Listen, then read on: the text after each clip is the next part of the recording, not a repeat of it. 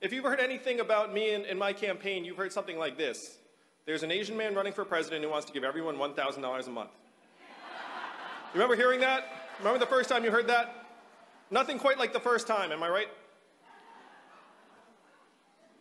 First time you heard it, it seemed like a gimmick. It seemed like there's no way that would ever happen. But if you dig into our country's history, you find this is a deeply American idea. Thomas Paine was for it at the founding of our country, called it the citizens' dividend. Martin Luther King championed it and fought for it in the 60s, and it is what he was fighting for on the day he was assassinated in 1968. 1,000 economists endorsed it in the 60s and 70s. It was so mainstream that it passed the US House of Representatives twice in 1971 as the Family Assistance Plan.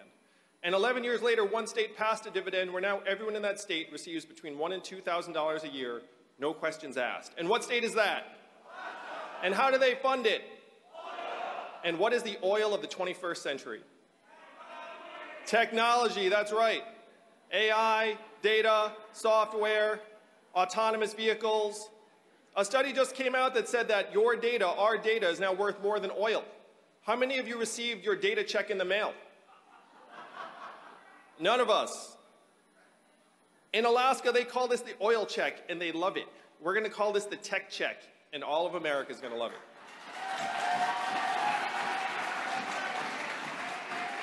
And I want you to think about what $1,000 a month would mean in our communities. It would mean stronger families, higher graduation rates, lower stress levels, less domestic violence. It would start to recognize the work that's actually being done in our communities every single day, would create millions of new jobs, would supercharge the arts, creativity, volunteerism, culture, and political engagement. This is the trickle-up economy, from our people, our family, and our communities up.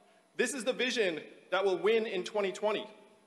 And while I'm talking about trickle-up change, we need to have trickle-up political change, which means empowering the state parties. We need to have a 57-state strategy if we're going to win in the days to come.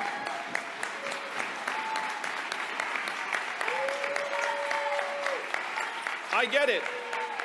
I'm an operator. The action happens on the ground. We have to empower people on the ground. We can't stop here with a trickle-up economy. How many of you were excited about GDP when you woke up this morning? How many of you were like, I'm going to make a big contribution today. I can feel it. If you think about it, we're at record high levels of GDP, also at record highs in this country right now. Suicides, drug overdoses, anxiety, depression, financial insecurity. It's gotten so bad that our life expectancy has declined for the last 3 years in a row. Last time our life expectancy declined for 3 years in a row, the Spanish flu of 1918. Global pandemic. That's the last time it happened. We need to evolve to the next set of measurements. And I talk about my wife who's at home with our 2 young boys, one of whom is autistic. What is her work included at in GDP every day? 0. And we know that's nonsense. We know it's the opposite of the truth. We know that her work... I was off the trail for a couple days taking care of my kids. And you know what I said after 2 days? Get me back to running for president as soon as possible. And if you're a parent, you know exactly what I'm talking about. It's the hardest work there is, but the most important.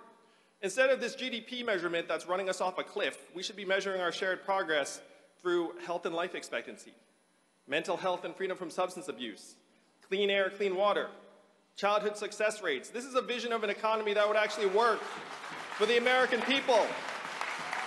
Right now, the Democratic Party is being cast as the party that wants to spend money. We want to move society forward, and we need the right measurements to do that. So this is the vision we have to take to the rest of the country as fast as possible. We have to solve the problems that got Donald Trump elected. If you remember in 2016, what did he say? He said, we're going to make America great again. And then what did Hillary respond? America is already great. And that did not quite work. His solutions were garbage and nonsense. He said, we're going to build a wall, we're going to turn the clock back, we're going to bring the old jobs back. We have to do the opposite of all of that. We have to turn the clock forward. We have to accelerate our society and economy. We have to evolve in the way we think about work and value. And I am the ideal candidate for that job because the opposite of Donald Trump is an Asian man who likes math. Thank you very much, Democrats. Thank you very much. Let's make America think harder and win. Thank you. Are all y'all paying attention? Automation gonna sweep the nation unless we get him in. YangGang2020 Freedom Dividend. Climate change is real again. Science rules. Teachers bringing home some bread.